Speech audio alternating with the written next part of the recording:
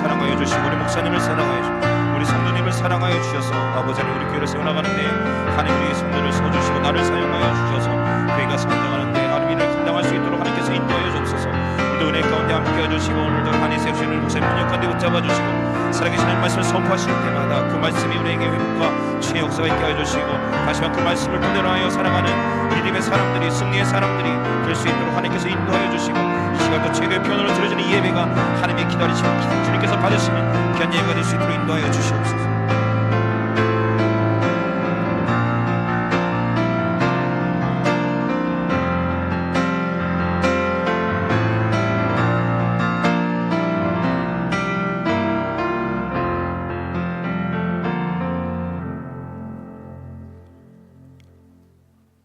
함께 일어나셔서 묵도하심으로 거룩한 주일 아침 2부 예배를 하나님 앞에 드리겠습니다.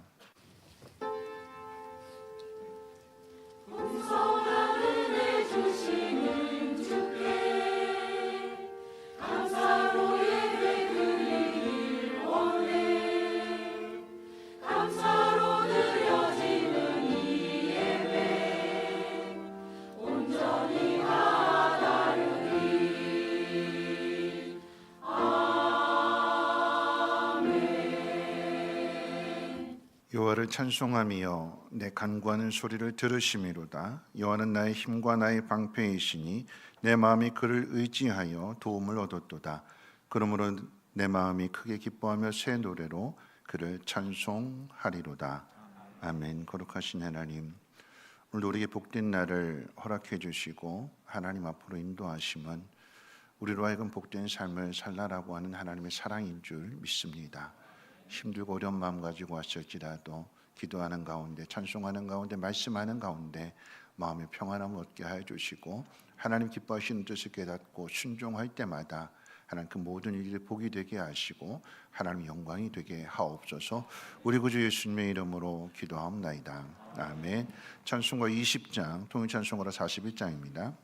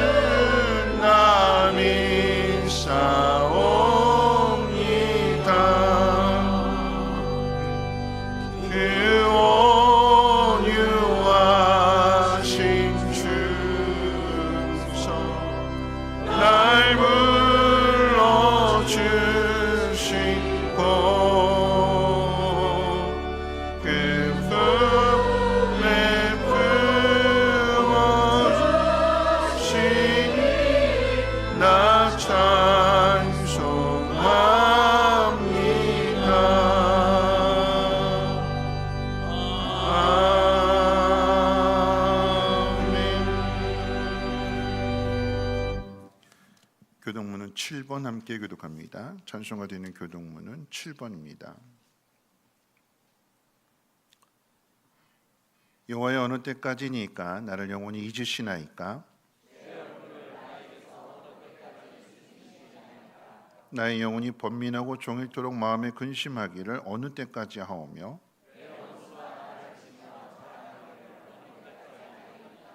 여호와 내 하나님이여 나를 생각하사 응답하시고 나의 눈을 밝히소서.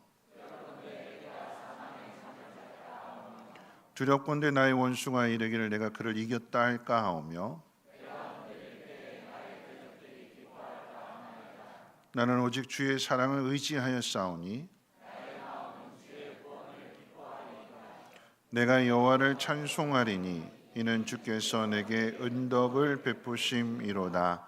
아멘. 사도신경으로 신앙 고백합니다. 전능하사 천지를 만드신 하나님 아버지를 내가 믿사오며 그 외아들 우리 주 예수 그리스도를 믿사오니 이는 성령으로 잉태하사 동정녀 마리아에게 나시고 본디오 빌라도에게 고난을 받으사 십자가에 못 박혀 죽으시고 장사한 지 사흘 만에 죽은 자 가운데서 다시 살아나시며 하늘에 오르사 전능하신 하나님 우편에 앉아 계시다가 저리로서 산자와 죽은 자를 심판하러 오시리라. 성령을 믿사오며 거룩한 공회와 성도가 서로 교통하는 것과 죄를 사하여 주시는 것과 몸이 다시 사는 것과 영원히 사는 것을 믿사옵나이다. 아멘. 다 함께 앉으셔서 찬송가 408장, 통일찬송가 466장 찬송 후에 송재영 장로님 기도해 주시겠습니다.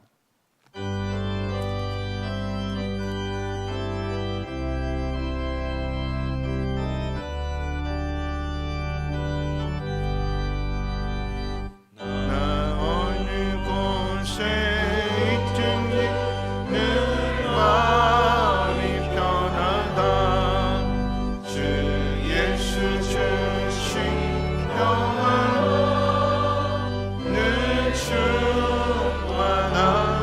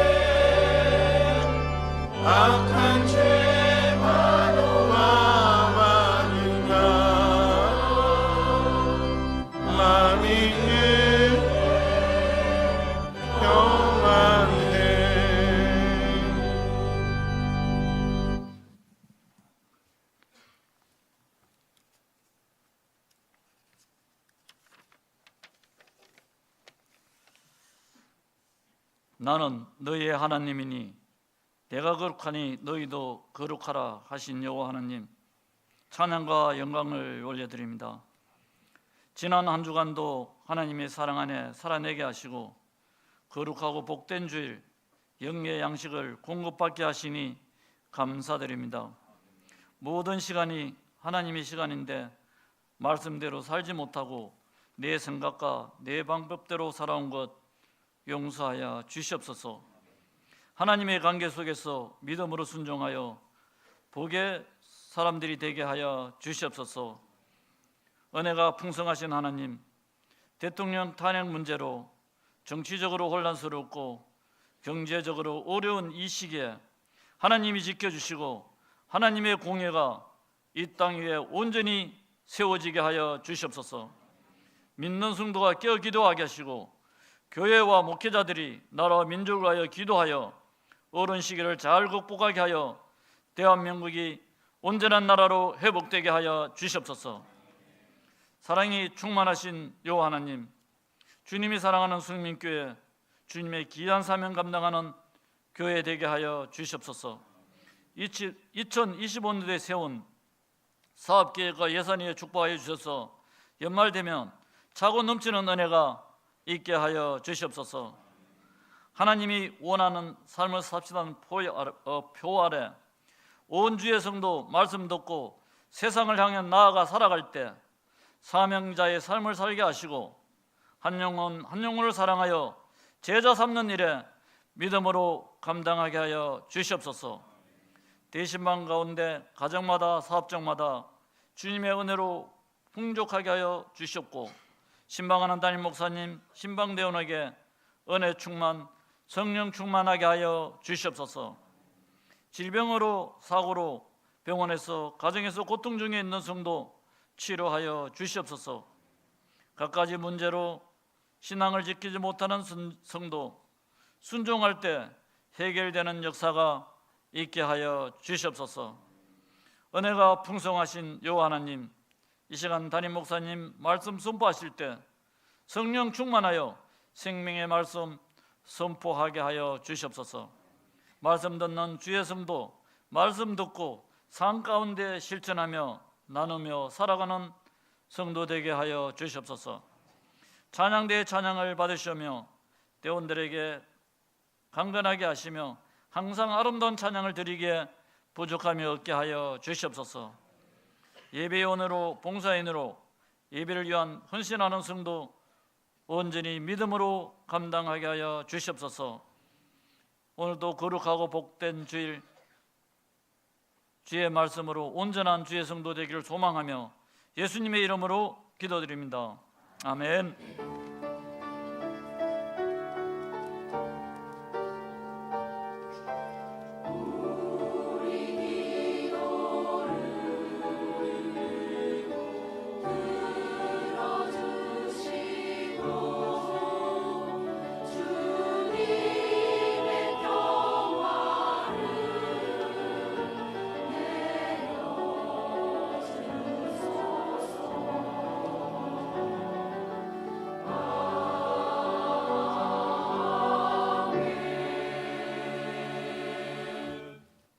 교회 소식은 주보를 참고해 주시고요.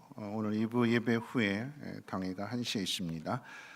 화요 전도대가 이제 돌아오는 화요일부터 이제 시작하게 되는데 2025년을 시작하는 전도대 첫 출발을 갈매산 기도원에서 갖는다고 합니다. 우리 전도대원님들 아무도 빠짐없이 9시 40분까지 교회에서 출발한다고 하니까 모여주시기를 바라겠습니다. 생명의 삶 공부가 3월 4일부터 이제 13주간에 걸쳐서 매주 화요일 저녁 7시 30분에 있게 됩니다. 회비는 2만 원이고요. 이 회비는 회원들의 그 간식을 위해서 사용되어지는 회비이기도 합니다. 우리가 왜 예수를 믿어야 되는가, 또 교회 생활이 무엇인가 하는 교리적인 부분뿐만 아니라 실천적인 부분까지도 함께 공부하는 내용이기 때문에 꼭 필요한 과목이고, 더 나아가서 우리 교회 안에서 일하실 분들은, 임직하실 분들은 꼭 필수 과목이기 때문에 안 들으신 분들은 신청해 주시기를 바라겠습니다. 학습 재래식이 4월 6일에 있습니다. 대상자 되시는 분들은 3월 16일까지 사무실로 신청해 주시기를 바라겠습니다. 결혼식 광고입니다. 돌아오는 토요일 오후 2시 30분 GD 5층 그랜드 컨벤션 홀에서 손혜진 청년의 결혼이 있습니다. 우리 청년부 소속인데 많은 분들 함께 축하해 주시기를 바라겠고요. 오늘 점심 식사는 성연구 집사님, 이지영 집사님 가정에서 이제 결혼 기념을 맞이하면서 준비해 섬겨 주신다고 하십니다. 맛있게 드시고 이 가정 위해서도 많은 기도 부탁드리겠습니다. 하나님 말씀 보도록 합니다. 하나님 말씀은 사도행전 27장 33절로 37절까지 보시겠습니다. 사도행전 27장 33절로 37절까지 신약성경 236페이지고요. 사도행전 27장 33절로 37절까지 말씀을 제가 봉독합니다.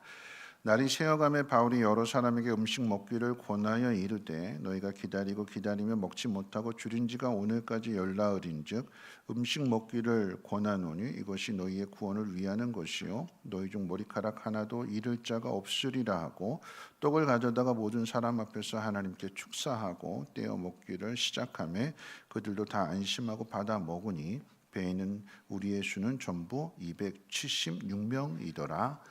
아멘. 임마누엘 찬양대 찬양 읽겠습니다.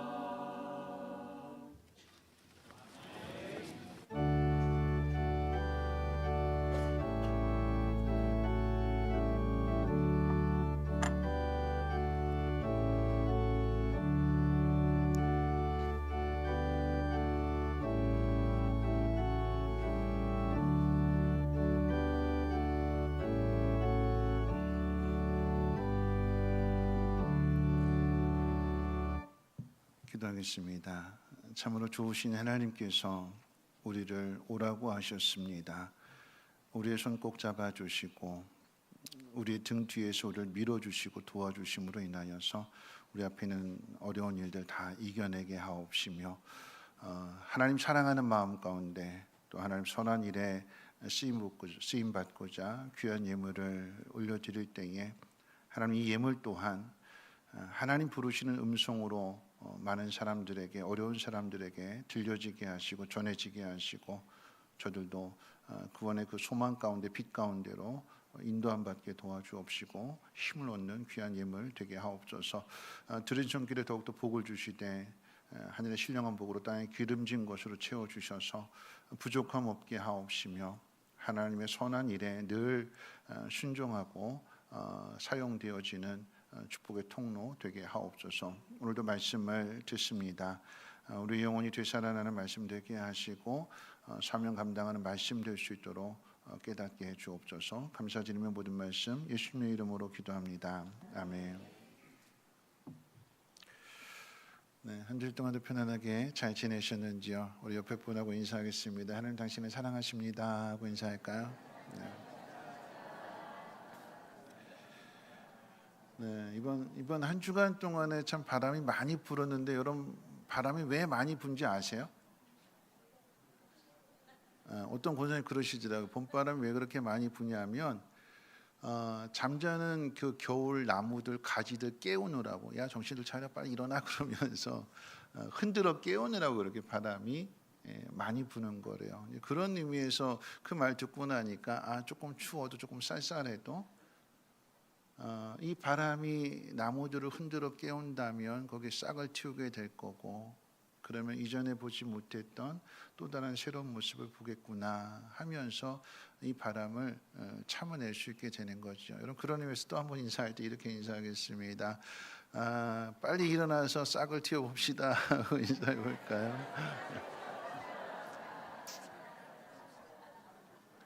네, 지금보다도 지금 부는 바람을 통해서 더 멋지고 더 아름다운 모습이 될 줄로 믿습니다.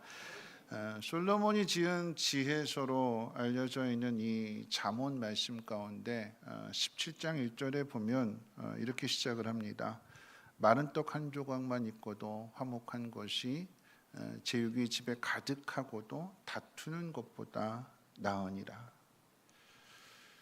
가난하지만 화목하게 사는 것과 부유한데 다투며 사는 것을 비교하면서 화목을 이루는 것이 더 나은 것으로 가르쳐주고 있습니다. 그런데 여러분 한번 생각해 보세요. 마른 떡 한 조각인데 어떻게 그거 가지고 화목할 수 있을까요? 마른 떡 한 조각인데, 둘도 아니고 하나밖에 없는데, 한 조각밖에 없는데 여러분 그거 가지고 어떻게 화목할 수 있을까요?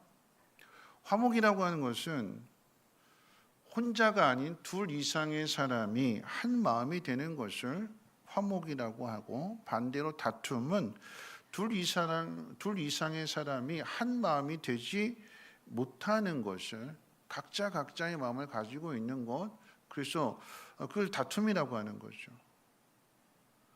그렇다면 어떻게 떡 한 조각을 가지고, 그것도 말라 있잖아요. 마른 떡 하나 가지고 화목을 이룰 수 있을까요? 질문하는 거예요. 수수께끼. 어떻게 하면 마른 떡 한 조각으로 화목을 이룰 수 있을까? 가장 쉬운 답은 똑같이 나누면 되죠, 그렇죠? 똑같이 나누면 화목할 수 있는 거야. 똑같이 나누면 다투지 않아요. 콩 한 조각도 그 나눌 게 뭐가 있다고? 그 콩 한 조각도 똑같이 나누면 싸우지 않겠지요. 근데 그런 의미에서 또 다른 질문 한번 드려봅니다. 그러면 마른 떡 한 조각 가지고 어떻게 하면 행복할 수 있을까요? 양보? 그렇죠. 그렇게 사시기를 축복합니다. 양보. 집사님 옆에 앉아야겠다. 그럼 항상 이제 참된 화목은요, 마른 떡 하나밖에 없는 것을 가지고 똑같이 나누면 싸우지는 않죠. 적어도 싸울 일은 없어요. 근데 진짜 행복은, 참된 행복은, 그리고 참된 화목은 누군가 그것을 하나밖에 없기 때문에 포기하고 양보하는 거예요. 가난한 집으로 이야기한다면 마른 떡 하나밖에 없다고 그랬으니까 가난한 집이잖아요.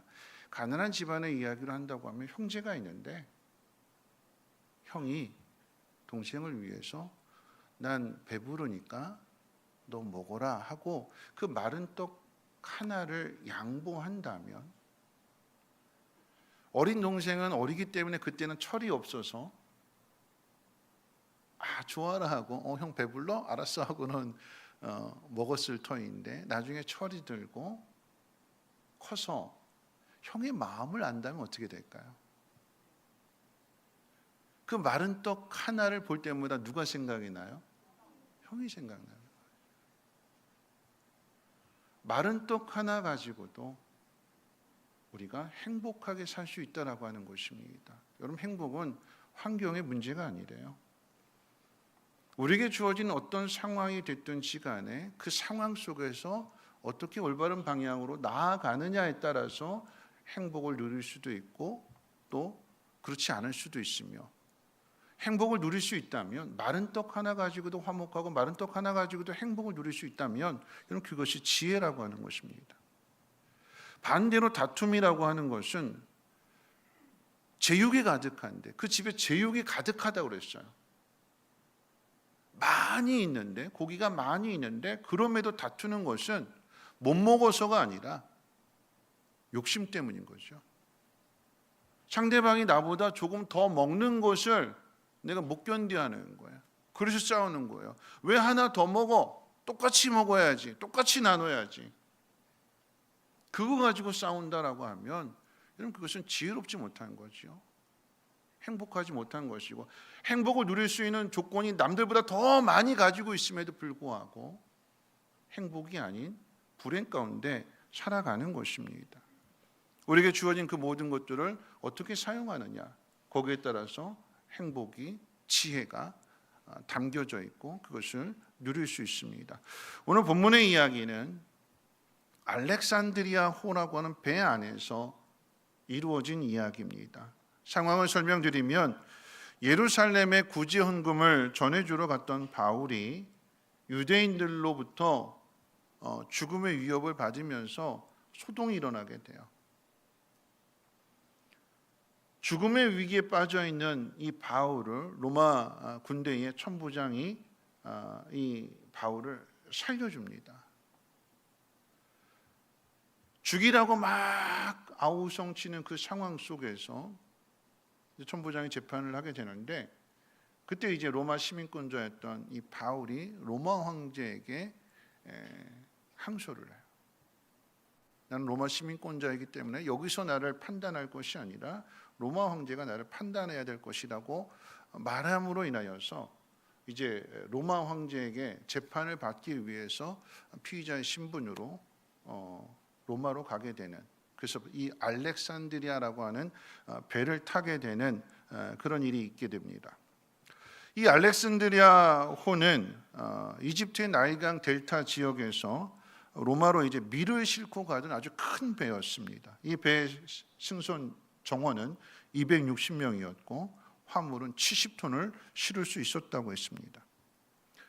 이 배를 움직이는 기술자들이, 선장으로부터 선원들을 비롯한 이 배를 움직이는 기술을 가진 사람들, 그리고 힘을 가지고 있던 로마의 백부장과 군인들이 타고 있었고, 바울을 포함한 몇 명의 죄수들도 함께 있었다고 합니다. 흔히들 인생을 항해하는 배에 비유하게 되는데, 이런 배가 목적지를 향해서 바다를 항해하게 될 때 그 배에 있어서 가장 중요한 것은 동력이라고 말하는 엔진의 힘입니다. 알렉산드리아호가 화물을 70톤이나 실을 수 있고 260명이나 사람을 태울 수 있다라고 하면, 단지 그냥 껍데기만 크게 만드는 것이 아니라 그 배를 밀어줄 수 있는, 그 배를 앞으로 나아가게 할 수 있는 그만한 엔진이 거기에 실려져 있어야 되는 거예요. 그 당시에는 엔진이 아니라 노를 저어야 되는 것이었기 때문에 그만큼의 인원이 배에 타고 있어야 이 배를 밀고 갈 수 있는 거죠. 바람이 잘 불 때, 남풍이 불 때는 그렇게 큰 엔진의 힘을 못 느끼게 됐지만 이 엔진의 힘이 언제 중요하냐면 바람이 많이 불게 될 때, 파도가 치게 될 때, 이 동력이, 이 엔진의 힘이 파도를 뚫고 나갈 수 있는 힘이냐 그렇지 않느냐.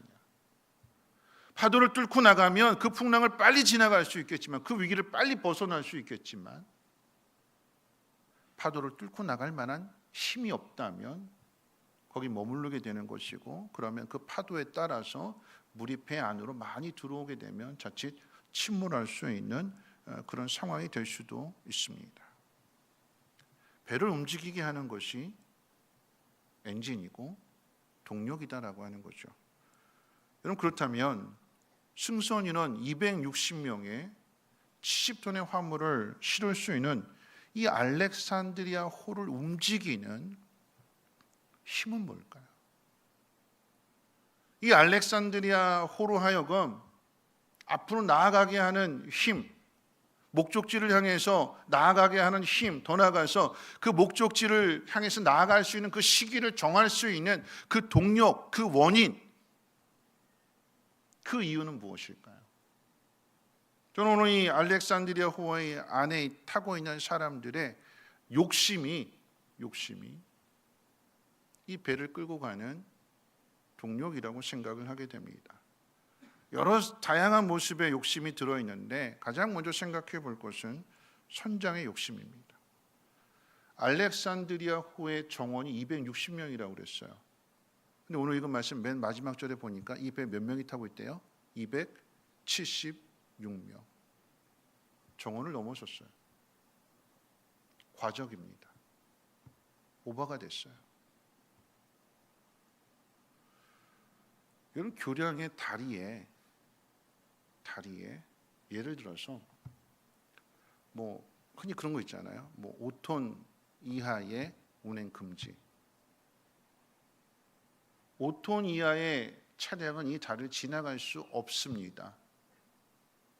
그럼 다리가 무너지는 것은 뭐 6톤, 7톤, 8톤이 아니라 5톤이 딱 정해진 무게인데 거기 어떻게 해요?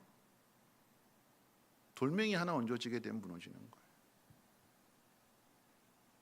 다른 표현으로 이야기한다면, 더 세밀하게 이야기한다면, 여러분, 이 눈이 와서 이게 이제 폭설로 이렇게 주저앉게 되는 것은 눈 한 송이가 더 얹혀진 결과로 인해서 무너지게 되는 거예요. 260명이 정원인데 276명이 탔다면, 여러분, 이 배는 출항부터 위험한 배예요. 276명이 탈 수밖에 없었던 것은 그만큼 화물이 어떻게 해요? 많이 실었다라고 하는 거죠. 그걸 옮길 만한 인부들로부터 시작해서 그 배를 움직일 수 있는 선원들, 그만큼 결국은 뭐냐면 화물을 더 많이 싣기 위해서 이만큼의 인원이 필요하게 된 거고, 결국 이 배를 움직이는 것은 뭘까요? 선장의 욕심이에요. 선장의 욕심은 사람을 많이 태우고 화물을 많이 싣는 것으로 끝나지 않고 뭐라고 이야기하냐면, 이 항해 시기를 결정하게 되는데, 그 당시 지중해는 11월 11일부터 이듬해 봄이 되는 3월 달까지는 이 지중해 모든 운항을 다 중지시켰어요. 겨울에 부는 바람 때문인데, 유라굴루라고 하는 광풍을 만나게 되면 그 배가 다 파손되는 것이기 때문에 미리 경고하는 차원에서 아예 운항을 금지시켰어요. 이 사실은 선장도 아니고 배와 관련돼서 아무런 전문적인 지식도 없는 바울조차도 선교 여행을 다녀봤기 때문에 이건 잘 알고 있는 사실이에요. 바울이 뭐라고 이야기했냐면, 여기 머무릅시다. 여기 머물러서 겨울을 나고 이듬해 내년 봄에 갑시다. 제안을 하는데 묵살됩니다. 왜 묵살되는 거 하냐면, 뭐라고 이야기하냐면, 선장이 여기는 우리 모두가 다 정박하여 있기에는 좁은 항구다. 그러니까 조금 더 가면 넓은 항구가 있으니까 거기까지 가자. 조금만 더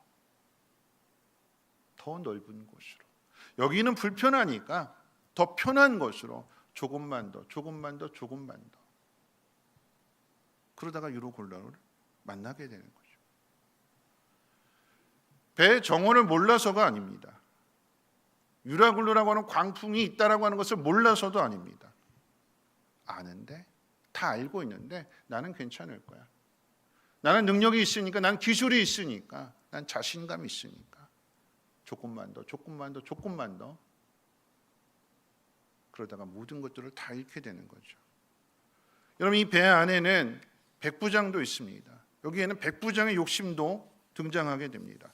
바울이 먼저 백부장에게 지금 항해하면 위험하다라고 하는 것을 백부장에게 전했어요.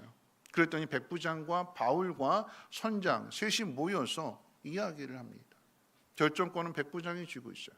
바울은 지금 가면 안 된다 이야기하고, 선장은 지금 가도 된다, 조금만 더 가면 된다. 백부장이 누구의 말을 듣고 결정하느냐? 선장의 말을 듣고 결정. 백부장이 선장의 말을 듣는 것은 바다의 전문가이기 때문이기도 하지만, 여러분, 그 속에는 이 백부장 나름대로의 욕심도 있습니다. 어떤 욕심이냐면 27장 1절에 보면 아구스도대의 백부장 율리오란 사람이라고 이렇게 소개를 합니다. 아구스도대라고 하는 것은 아우구스투스 황제, 그러니까 로마 황제 아우구스투스 황제의 부대라고 하는 이야기예요. 그 부대 백부장입니다. 어떤 일을 맡았냐면 로마 본국에 있는 로마 황제에게 각 속국에 있는 상황들을 전해주는, 말하자면 연락병입니다. 이런 일들이 있었습니다. 그러니까 오늘 본문의 상황으로 이야기한다면 유대 한 사람이 소동을 일으켰는데, 그런데 이 사람이 로마 시민권자였는데 황제 재판을 요청해서 이 사람 데리고 왔습니다. 일어난 일들을 가장 빨리 전해주는 것이 이 사람의 능력이 되다 보니까 선장이 뭐라고 이야기했냐면, 우리식으로 이야기하면 이런 거예요. 서울을 가야 되는데, 목적지가 서울인데 빨리 가려면 안산에서 출발하는 게 빨리 갈까요? 안양에서 출발하는 게 빨리 갈까요? 안양이잖아요. 그렇죠? 선장이 뭐라고 이야기했냐면, 안산에서 출발하는 것보다 안양에서 출발하는 게 더 빨리 갈 수 있으니까 조금만 더 갑시다. 백부장이 이 말을 왜 받아들이냐면, 이듬해 어차피 출발을 하게 되는데, 봄이 되어서 출발할 거, 겨울 나고 출발할 건데, 안산에서 출발하는 것보다는 안양에서 출발하는 것이 더 빨리 도착해서 황제가 원하는 소식을 더 빨리 전할 수 있으니까, 야, 이렇게 겨울에 힘들었는데 어려운데 이걸 뚫고 와서 이 소식을 전해줬구나. 야, 너 참 능력 있는 사람이구나. 그래, 오케이, 승진, 천부장으로. 그런 마음이 있는 거예요. 소식을 전해야 되는, 연락을 해야 되는 이 상황이 자신의 일이다 보니까 어떻게 하면 더 빨리 전할 수 있느냐. 그것이 능력이라고 생각하게 됩니까? 조금 더 가자고 하는 선장의 말에 동의하게 되는 것이고, 그런 결정을 내리게 되는 거죠. 그럼 여기에는 또 다른 욕심도 있는데, 이 선장과 백부장에 의해서 새롭게 태어난 욕심입니다. 선원들의 욕심이에요. 선원들은 항해에 관하여서 어떤 결정권이 없어요. 선장이 결정하고 백부장이 결정하면 선원들은 열심히 노를 저으면서 그에 필요한 일들을 할 뿐입니다. 그런데 선장과 백부장에게 그 모든 결정권을 맡기고 따랐더니 결과가 무엇이냐? 다 죽게 된 거예요. 아, 선장이 내 인생 책임져 주는 거 아니구나. 백부장이 큰 소리 쳤지만 다 죽게 됐구나. 아, 내 살 길은 내가 찾아야겠구나. 그래서 어떻게 해요? 오늘 보면 바로 앞에 보면 구명보트를 배에다 띄워서 몰래 도망갈 생각을 하고 있는, 그 배가 어떻게 되든, 그 배 안에 있는 사람들이 어떻게 되든 자기만 살겠다고 하는 또 다른 형태의 욕심을 보게 됩니다. 왜 이런 일들이 벌어지게 되는 걸까요? 알렉산드리아호가 조금 더 편한 것, 그래서 조금 더 빨리 도착하기 위해서 내린 결정의 그 결과는 참담했습니다. 광풍을 만나게 되었고, 그 광풍 때문에 그들의 수입이 될 만한, 그들의 경험이 되고 그들의 자랑거리가 될 만한 그 모든 것들을 바다에 다 버리게 됩니다. 욕심을 가득 찬 사람들을 따라갔더니 그 안에서 또 다른 욕심이 만들어지게 되는 것이고,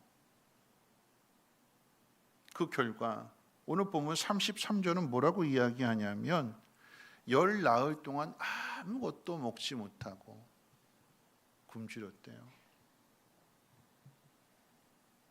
14일 동안 음식이 없어서 못 먹는 것이 아니라 음식은 있는데 사느냐 죽느냐의 그 문제 앞에서 바람과 싸우고 파도와 싸우느라고 음식을 먹을 겨를이 없었대요.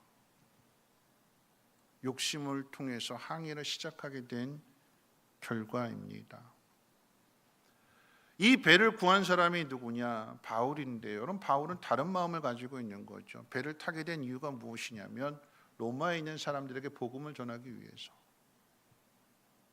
로마에 있는 사람들에게 복음을 전해서 그들의 영혼을 구하기 위한 꿈을 가지고 하나님 앞에 기도했는데, 여러분, 그런데 하나님의 방법은 전혀 다른 방식이었어요.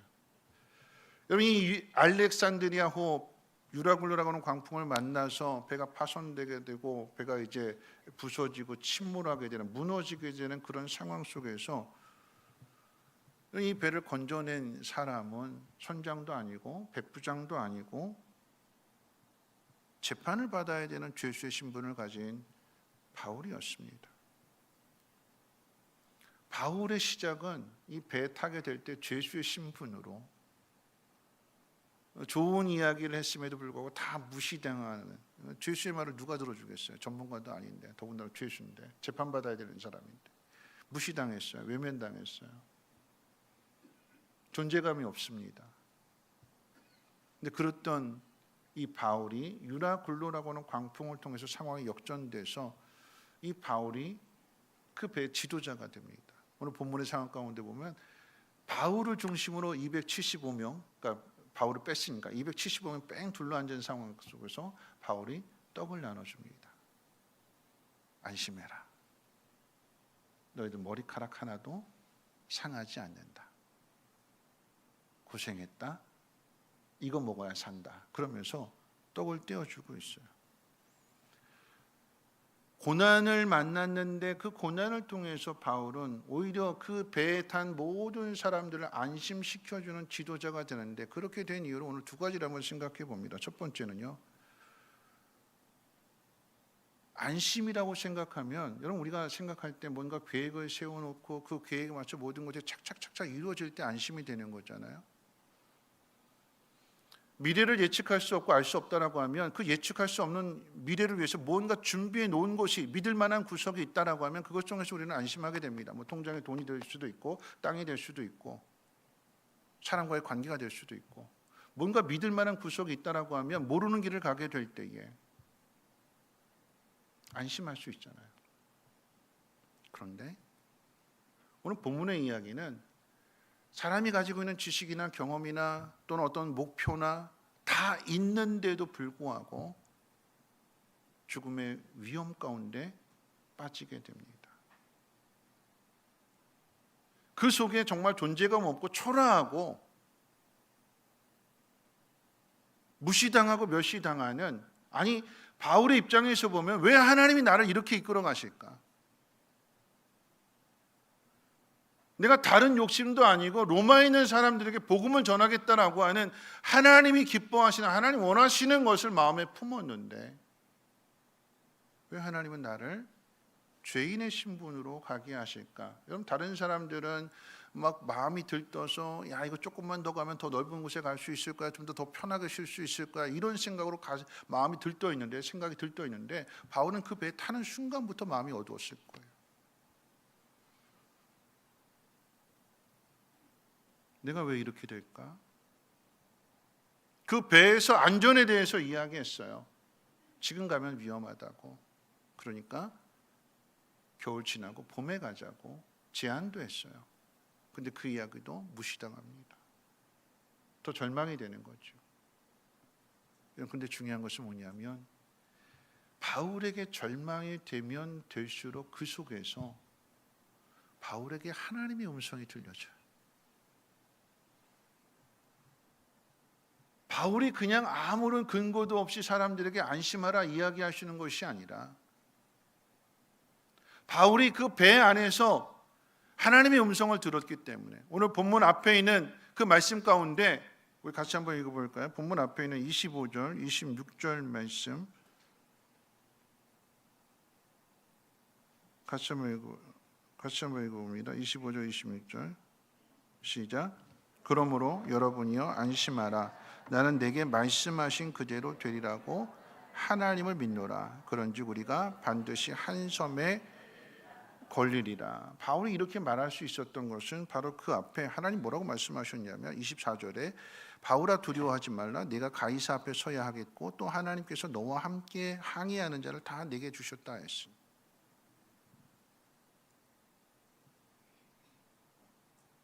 풍랑으로 가득 찬 그 배 안에서 모든 것 다 버리고 구원의 여망이 끊어졌다고 그랬어요. 배가 출항한 지 사흘 만에 유라굴로 만나게 됐고 그로부터 11일 동안 이 목적지를 잃어버리고 바람에 휘말려서 또 돌아다니게 되는데 그 가운데 본문의 표현 말씀 가운데 보면 해도 빛을 잃고 별도 빛을 잃었다라고 하는 얘기는 온통 깜깜해서 아무것도 안 보이는 거예요. 낮인지 밤인지 구분이 되지 않습니다. 보이는 게 아무것도 없어요. 보이는 게 아무것도 없는 가운데 들려지는 그 바람 소리, 파도 소리, 이건 더 두려운 거죠. 구원의 소망이 끊어졌대. 아, 이렇게 죽는구나 하는 그 순간에 바울에게는 하나님의 음성이 들려져요. 두려워하지 말아라. 너는 가이사 앞에 설 거다. 근데 이 말씀은요, 그 앞에 한 번 더 이미 경험을 했어요. 바울이 23장에 보면, 사도행전 23장에 보면 가이사라 빌립보 감옥에 갇혀 있을 때에 하나님 뭐라고 말씀하셨냐면 너는 로마로 갈 거다. 넌 로마로 갈 거다. 복음을 전했는데 그 결과가 감옥에 갇히는 일이었고 이 일로 인해서 얼마든지 낙심하고 절망할 수 있는 상황인데 하나님의 음성이 들려지게 되는 거예요. 너 로마로 갈 거야. 그 이야기는 바울이 갇혀있는 이 감옥이 네 인생의 끝이 아니다라고 하는 이야기예요. 이거 벗어난다는 이야기죠. 어디로 간대요? 로마로 간대요. 그리고 오늘 유라굴로라고 하는 이 광풍 앞에서는 하나님 더 구체적으로 너는 가이사 앞에 쓴다. 로마 황제 앞에 쓸 거다. 내가 너 지켜준다. 하나님의 음성이 더 구체적으로 들려져요. 바울이 원하는 상황은 아니었습니다. 자유의 몸으로 편안하게 얼마든지 갈 수 있는 방법이 있음에도 불구하고 하나님 그런 방법이 아니라 하나님의 방법을 통해서 죄인의 신분으로 무시당하고 멸시당하고 아무런 존재감도 없는 그런 모습으로 출발했어요. 그런데 하나님이 광풍을 통해서 이 모든 상황을 다 바꿔놓으세요. 사람의 방법으로는 예측할 수 있는 그런 방법이 아닌 하나님의 방법이었는데 이 하나님의 방법이 뒤에 어떤 결과를 가져오게 되냐면 결국 이 배 안에 있는 276명을 살린 사람은 바울이 되거든요. 이 바울이 이 28장으로 넘어가서 이 로마에 도착하게 되었을 때에 로마에 있는 많은 사람들이 나오게 됩니다. 마중 나와요. 왜 마중을 나오냐면 이 배가 그 원하는 그때에 도착을 해야 되는데 이때 안 오게 되니까 어떻게 된 거냐? 광풍 만나서 어떻게 됐는지 살았는지 죽었는지 모른다. 그런 소식이 다 들려졌는데 그런데 어느 날 갑자기 그 배가 온다는 거예요. 놀라서 나오게 되는 거죠. 놀라서 나오게 되었고 마침내 이 바울이 로마 황제 앞에 재판대에 서게 되었을 때 누가 증언을 할까요? 누가 바울에 대해서 증인이 되어줄까요? 배 안에 있었던 사람들. 이 사람을 보니까 이 사람은 참 하나님 믿는데 신실한 사람입니다. 우리가 유라굴로라고 하는 광풍을 만나서 다 죽게 되었었는데 이 사람이 믿는 하나님이 말씀하신 그대로 되었고 우리는 이 사람 때문에 살 수 있었습니다. 이 사람은 참 좋은 사람입니다. 누가 이 일을 하시는 걸까요? 하나님이 하시는 거예요. 앞이 보이지 않았어요. 내가 원하는 방향이 아니었고 내가 원하는 상황들이 아니었습니다. 그 속에서 하나님은 하나씩 하나씩 구체적으로 하나님의 뜻을 가르쳐 주세요. 배 안에는 많은 소리들이 있었어요. 걱정하지 마라. 조금만 더 가면 여기보다 더 좋은 곳에 이르게 될 거고 편하게 쉴 수 있다. 걱정하지 마라. 내가 책임진다. 내가 알아서 할게. 많은 소리들이 있었어요. 근데 유로가 흘러나온 광풍을 만나게 되니까 그 모든 소리들이 다 사라집니다. 아무도 말할 수 없어요. 그 전에는 바람은 어떤 바람인지 배 방향은 어떤 방향인지 모든 말들을 막 했어요. 근데 광풍 만나게 되니까 다 침묵합니다. 아무도 말하는 사람이 없어요. 왜 말을 못할까요? 그 이후의 상황을 누구도 예측하지 못하거든요. 그 누구도 사람들을 살리는 생명에 관해서는 아무도 이야기할 수 없거든요. 그건 자기들 권한이 아니거든요. 자신들이 할 수 있는 일이 아닙니다. 그 일은 누가 할 수 있느냐? 오직 하나님만 하시는 거죠. 그 배 안에 있는 생명, 아니 그 배 밖에 있는 모든 바다와 바람을 잠잠케 하시는 분이 하나님이시기 때문에 하나님만이 이들의 생명에 대해서 이야기할 수 있는 거고, 하나님만이 이들의 미래에 대해서, 앞으로 이후에 이루어질 일들에 대해서 이야기할 수 있는 건 하나님만이 하시는 거죠. 바울이 그 하나님 앞에 귀를 기울이게 되는 것이고, 하나님 그 상황에 대해서 가르쳐 주시고 말씀해 주시니까 모두가 다 침묵하는데, 모두가 다 할 말을 잃었는데 바울만 이야기합니다. 두려워하지 마십시오. 하나님 여러분들을 지켜주십니다. 하나님에 대해서 전해. 하나님에 대해서 전하니까 이 바울이 그 배의 지도자가 되는 것이고 영적인 리더가 되는 것이며 그들의 미래를 지켜주고 보호해 주는 것입니다. 바울이 오늘 이 모습 속에서 오늘 제가 주목하고자 하는 바는 두 번째인데, 이런 바울이 이 사람들에게 떡을 떼어주면서 안심하라 그래요. 안심하라 그러면서 뭐라고 이야기하냐면 아무도 이 배 안에 있는 사람 그 누구도 머리카락 하나 상하지 않는다. 그러면서 떡을 떼어줘요. 사람들이 바울의 말을 듣고 떡을 받아 먹는데 14일 동안 굶었다고 그랬잖아요. 아무것도 못 먹었어요.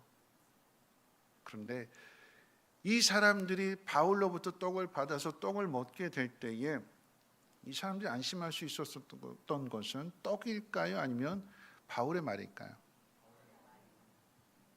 바울의 말이죠. 떡이 아니 14일 동안 음식 못 먹었으니까 이 음식으로 힘을 얻고 이 음식을 통해서 안심하게 되는 것이 아니라 바울의 말을 통해서. 근데 중요한 건 뭐냐면 바울이 이 사람들의 마음을 안심시켜 주기 위해서 사용하는 게 떡이라고 하는 이야기. 14일 동안 굶었기 때문에 떡이 필요한 상황이긴 한데, 근데 그 상황을 어떤 모습으로 지금 연출하고 있는가 하면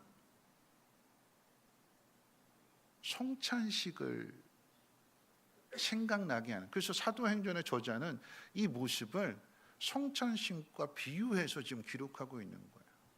우리 말씀 같이 한번 읽어볼까요? 우리 35절, 36절 같이 한번 읽어봅니다. 시작.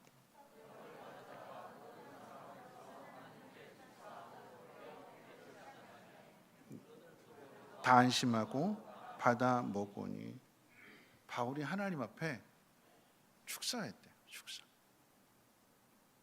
축사라고 하는 것은 하나님 앞에 감사의 기도를 드리는 거죠. 열 나흘 동안 음식을 못 먹었던 사람들 앞에 바울이 섰고 이제 지도자가 되어서 한 사람 한 사람에게 떡을 떼어주면서 아무도 머리카락 하나 상하지 않는다. 안심하라. 그러면서 떡을 떼어주게 될 때에 바울이 하나님 앞에 감사하는 그 기도를 이 사람들도 다 들은 거예요. 다 본 거예요.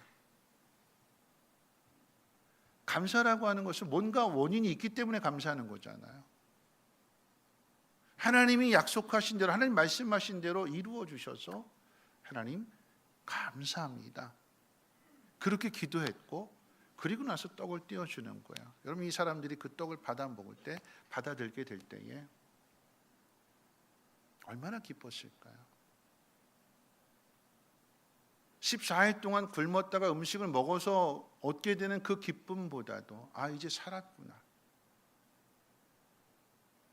이제 하나님이 우리를 지켜주시는구나 하는 사실을 깨닫게 되니까 이 떡이 먹어도 이제 소화가 잘 되는 거고 힘을 얻게 되는 거고, 만약에 미래가 불안하다면, 여전히 걱정과 불안으로 가득 차 있다라고 하면 이걸 먹어도 이게 소화가 될까요? 입에 안 넘어가요. 목에 안 넘어가요. 먹어도 얹혀요. 걱정으로 가득하다면. 그런데 안심하라라고 하는 그 말로 인해서 마음이 평안해지게 되니까, 하나님이 어떤 분이신지를 경험하게 되니까, 바울의 말이 먼저 마음속에 들어와서 마음을 평안하게 해놓으니까 그 떡이 더 기쁨이 되는 것이고, 여러분, 바울이 이렇게 한 것은요, 안심에 대한 기억을 만들어주는 거예요. 기억. 그래서 이 선원들이 바울이 전해주는 이 상황 속에서 떡을 먹었을 때에 이제 안심하게 되고, 나중에 이제 정말 바울이 말대로 모두가 다 하나도 죽지 않고 다 로마에 도착하게 됐어요. 그리고 나서 그 떡이 어떤 떡인지 모르겠는데, 보리떡 5개 물고기 2마리 나오는 그 보리떡인지 아니면 우리가 먹는 숫개떡인지 모르겠는데, 이 선원들이 훗날 바울이 띄워준 그 떡을 볼 때마다 뭘 생각하게 될까요? 뭘 생각하게 될까요? 그때 상황들을 생각하게 될 거고, 그 떡을 볼 때마다 그때의 상황들을 생각하게 될 거고, 바울을 생각하게 될 거고, 바울을 생각하게 되니까 바울이 믿는 하나님을 생각하게 되는 거죠. 뭘 보고요? 떡을 보고요. 떡을 보고. 그냥 평범한 떡이었는데, 예전엔 좋아하지도 않던 떡이었는데, 근데 그 떡이 죽음의 위기를 벗어나서 안심하고 먹을 수 있게 된 떡이었다라고 하면, 그 떡의 맛이 아니라 그 상황을 생각하게 되는 것이고, 그 상황을 생각하게 되고 하나님을 생각하게 되니까 자신도 그와 같은 어려움을 당하게 될 때 누구를 찾냐면 하나님 찾게 되는 거죠. 바울이 그것을 가르쳐 주는 거예요. 안심할 수 있는 것은 떡이 아니고 상황이 아니고 그 상황을 이끌어 가시는 하나님이다. 바울의 믿음 안에서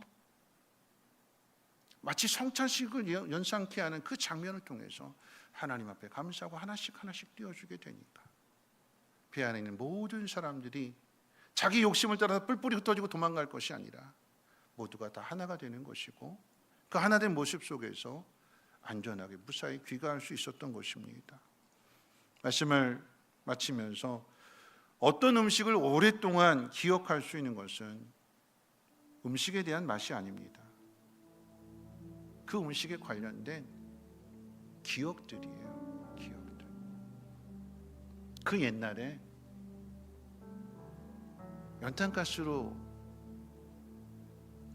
죽을 상황에 놓였을 때 누군가가 그 시원한 동치미 국물 하나로 죽어가는 사람을 살려냈다면, 이 사람에게 있어서는 그 동치미 국물이 절대 잊지 못하는,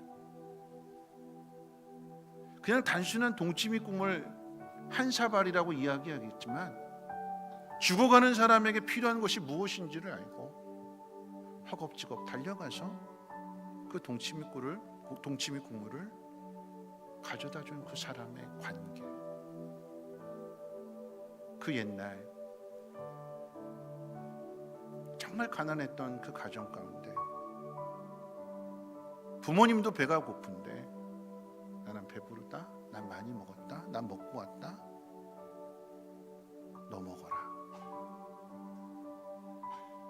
그 빵을, 그 음식을 어떻게 잊을 수 있을까요? 중요한 건 관계거든요. 봄 신방을 하는 가운데 있습니다.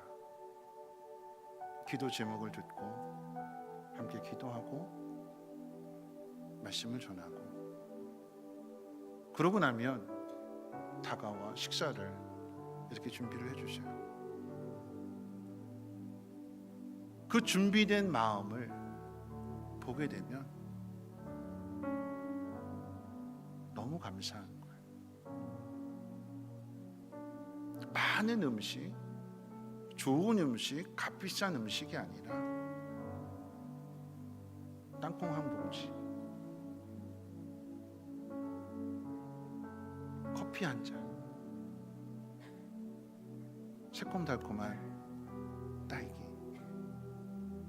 달래가 들어간 된장찌개, 갓김치, 가정마다 다 손맛이 달라요. 근데 그곳에 마음을 담아서 전해주니까 그 마음이 전해져요. 마음. 한 권사님이 식당에 가서 식사를 사주셨어요. 권사님이 양이 작으셔서 꽉 찼대요. 꽉 찼대요. 그러시면서 우스갯소리로 이제 꽉 차서 이렇게 꽉 찼는데 커피랑 차랑 어떻게 들어가냐고 그러셨어요. 그래서 제가 운전하고 가는데 그 권사님하고 바로 앞에, 그 식당 앞에 있는 바로 앞에 있는 화정다방이라고 하는 카페를 갔어요. 그리고 차를 시켰어요. 그 차는 제가 대접해 드리려고. 그러면서 권사님한테 그렇게 말씀드렸어요. 권사님, 밥 먹고 나서 이렇게 카페 가는 건 이 사람이 너무나 좋은데 헤어지기 싫어서 조금이라도 더 같이 있으려고 이미 꽉 찼는데, 이 좋아하는 사람하고 함께 시간을 갖기 위해서 그래서 가는 거예요. 제가 웃으면서 이야기했더니 웃으시더라고요. 꽉 찼는데 그 사랑의 관계 속에서 신호를 보내는 거잖아요. 그죠? 야, 다음에 커피가 들어오는데 그럼 이 속에서 밀어낸다고 그러잖아요. 그죠? 이렇게 자리 비워놓는데요. 커피를 채우려고요? 아니요, 사랑을 채우려고. 누가 그랬어요? 참 재밌게 표현하는데 뭐냐면, 똑같은 게 들어오면 안 받는데 새로운 게 들어오면, 커피 새로운 거잖아요, 빵 새로운 거잖아요, 새로운 게 들어오면 비워놓는데요. 음식이 아니라 마음이거든요. 마음. 그 마음을 가졌으면 좋겠어요. 제가 그 카페를 모시고 간 건 뭐냐면, 지난번에 우리 심종 목사님이 이렇게 면접 보러 왔어요. 면접 다 보고 나서 그냥 돌려보내기 그래서 밥을 사주고 밥을 같이 먹고 나서 그 카페에 갔어요. 그 카페에 갔는데 그 사장님이 오늘 새로 만든 거라고 그러면서 초코 무스 같은 그런 빵을 하나 갖다 주셨어요. 먹어보라고. 근데 그걸 먹으니까 미안하고 고마운 거예요.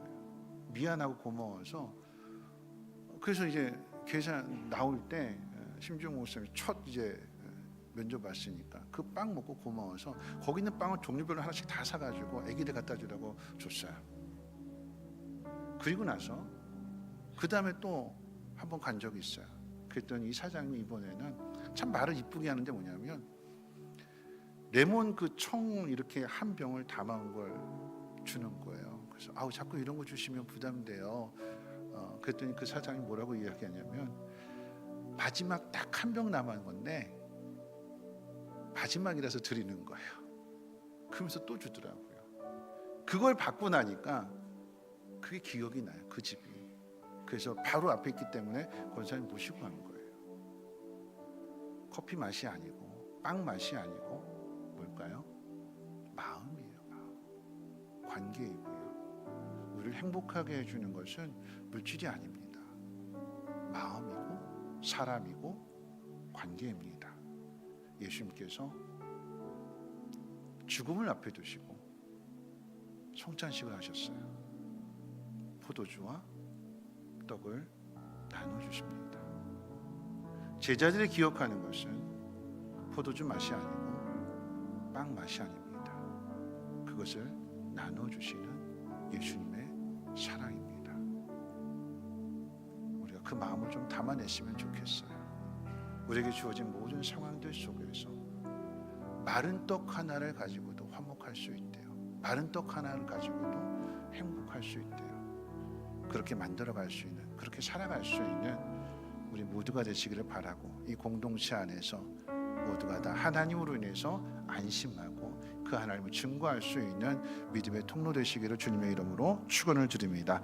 우리 함께 일어나셔서 당신은 사랑받기 위해 태어난 사람, 함께 찬양하고 기도하고 축도를 마칩니다.